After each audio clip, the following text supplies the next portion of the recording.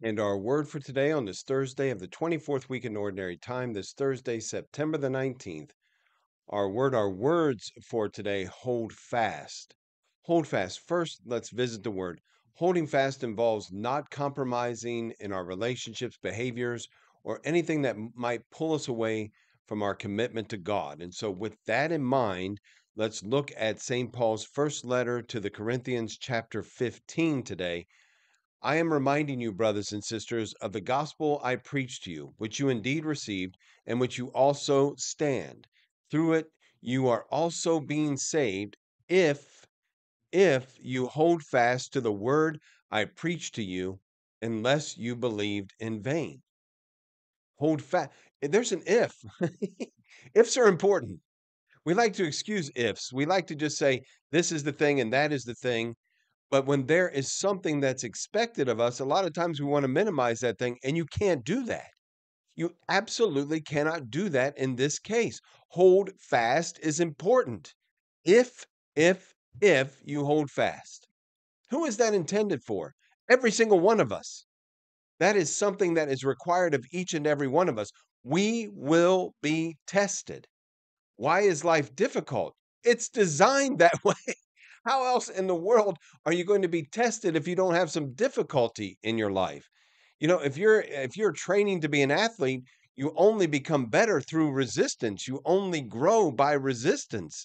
Well, our life in the spiritual life is very much the same, which is why St. Paul in other places in the scriptures compares us to athletes. We have to train. We have to be ready for the difficult times.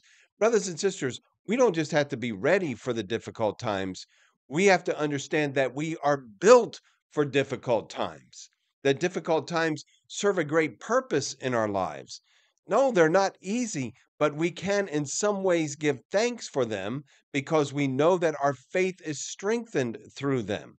Yes, even with St. Paul, to give thanks in our own weaknesses, knowing that in my weaknesses I am made strong. And the things that I'm naturally inclined to, there isn't great grace in that. The Lord gives us gifts, He gives us talents, He gives each of us particular things that stick out that are more natural to us. Those are good. But where we are tested, the things that we have to become better at, those are the things that really show our faith and our willingness to serve God as we hold fast. Hold fast to what? Now, again, St. Paul goes into this.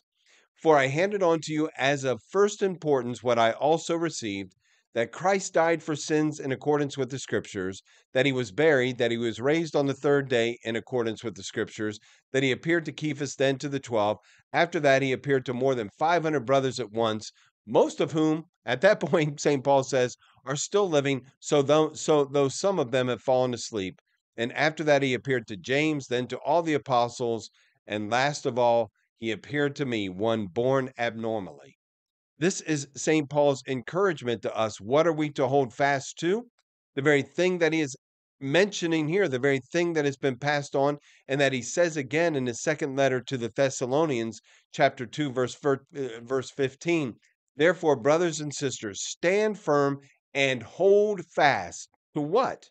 Stand firm and hold fast to the traditions that were taught to you either by an oral statement or by a letter of ours. The teachings of the church, brothers and sisters, this is what we must hold fast to, despite what's in front of us, despite the sacrifice that we must make.